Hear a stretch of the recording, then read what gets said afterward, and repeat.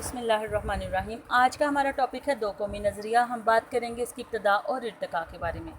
دو قومی نظریے سے کیا مراد ہے، یہاں پہ آپ کا شارٹ کوسچن بنے گا۔ تو دو قومی نظریے سے مراد ہے کہ برصغیر پاک و ہند میں دو قومی آباد تھیں جو ہندو اور مسلمان ہیں۔ دونوں قومیں ہمیشہ ایک دوسرے کے ساتھ صدیوں تک رہیں لیکن آپس میں گھل مل نہ سکیں۔ دو قومی نظریے کی بنیاد مسلمانوں کا علیحدہ تشخص ہے۔ علیحدہ تشخص کیسے کہ ہندو برصغیر میں بہت سے قومیں آئیں، مذہب کے لوگ آئے اور وہ سب ہندوؤں میں مرج ہو گئے، تو مسلمان واحد قوم تھی جس نے اپنا علیحدہ تشخص برقرار رکھا، بلکہ مسلمانوں کی آمد کے بعد بہت سے ہندو مسلمان ہوئے۔ تو دو قومی نظریے کا نصب العین یہ تھا کہ اسلام کے دو قومی تصور کی بنیاد پر ہندوستان میں مسلمانوں کی ایک ایسی ریاست قائم کی جائے جس میں رہتے ہوئے اپنی زندگی اسلامی اصولوں کے مطابق گزار سکیں۔ ہم بات کریں گے برصغیر میں دو قومی نظریے کی ابتدا۔ تو سب سے پہلے ہم بات کرتے ہیں کہ دو قومی نظریے کی ابتدا ویسے کب ہوئی برصغیر کے علاوہ۔ تو ہم بات کرتے ہیں کہ جو اسلامی ملت ہوتی ہے، اسلامی قوم جو ہے، اس کا مقصد صرف اور صرف مذہب پر ہوتا ہے۔ اس میں نسلی، جغرافیائی یا لسانی حد بندی کی کوئی گنجائش نہیں ہوتی، یعنی جو کوئی بھی کلمہ طیبہ کا، توحید و رسالت کا اقرار کرتا ہے وہ اسلام کے دائرے میں داخل ہو جاتا ہے، اور جو انکار کرتا ہے وہ اس سے خارج ہو جاتا ہے۔ اس طرح اسلام انسان کو دو گروہوں میں تقسیم کرتا ہے، ایک مومن اور دوسرے کافر۔ تو دو قومی نظریے کی بنیاد جو ابتدا جو تھی وہ حضور پاک صلی اللہ علیہ وسلم نے کی۔ آپ نے کلمہ طیبہ کی بنیاد پر مشرق اور مغرب میں رہنے والے لوگوں کو آپس میں بھائی بھائی بنا دیا، رنگ و نسل کے بتوں کو توڑا، اور اس طرح دنیا دو گروہوں میں بٹ گئی۔ تو برصغیر میں دو قومی نظریے کی ابتدا مسلمانوں کی آمد سے ہوئی۔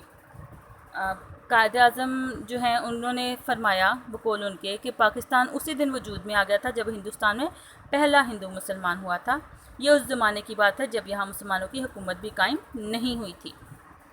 تو دو قومی نظریہ کی ابتدا مسلمانوں کی آمد اور محمد بن قاسم کی فتح سندھ سے ہوئی۔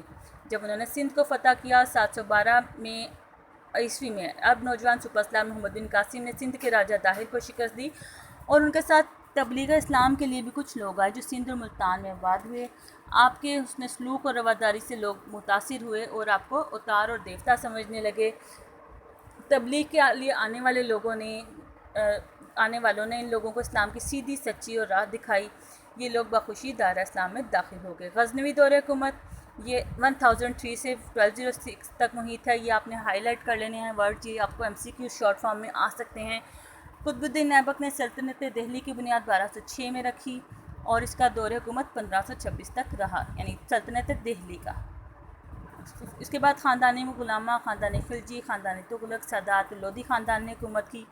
1526 میں ظہیر الدین بابر نے دہلی میں مغلیہ سلطنت کی بنیاد رکھی۔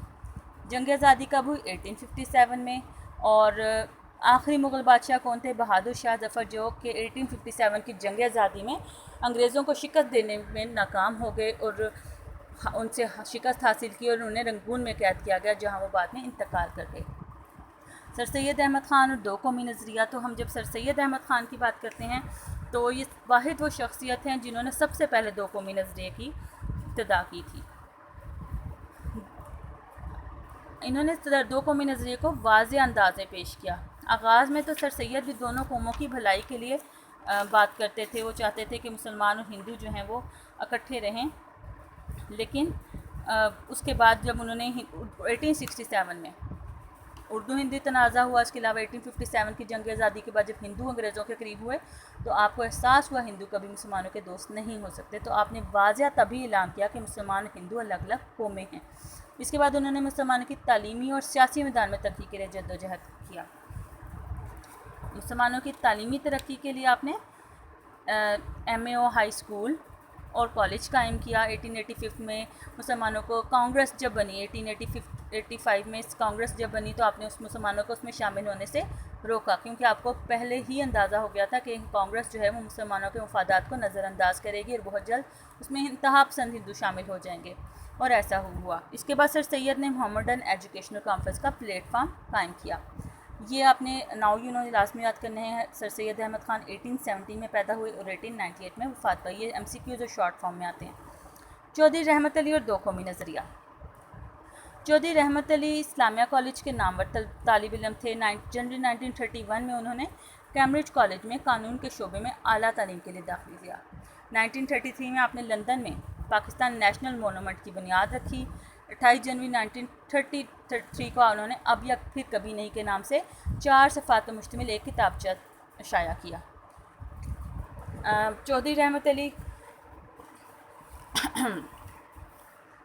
ठीक है, ये इंग्लिस्तान में क़याम के दौरान उन्होंने एक किताबचा शाया किया था और इसी किताबचे में उन्होंने मुसलमानों के लिए अलहदा रियासत का नाम पाकिस्तान तजवीज़ किया था। चौधरी रहमत अली के नए दो कौमी नज़रिए की वजाहत करते हुए फरमाया, बरसीर में कई कौम आबाद हैं, इनमें दो बड़ी कौमें हिंदू और मुसलमान हैं जो सदियों से एक दूसरे के साथ रहने के बावजूद आपस में घुल मिल ना सकी। इनके बुनियादी असूल, रहन सहन के तरीके एक दूसरे से मुख्तलिफ हैं। सैकड़ों बरस की हमसायगी और एक हुकूमत के ज़ेर साया रहने के बावजूद इनमें मुश्तरका कौमियत का तस्वुर पैदा ना हो सका। यहाँ पर आपका लॉन्ग क्वेश्चन नंबर 6 कम्प्लीट होता है। इसके बाद हम पढ़ेंगे, नेक्स्ट हमारा टॉपिक होगा हिंदुस्तान में मुसलमानों की माशी महरूमी। ये शॉर्ट में ही करेंगे।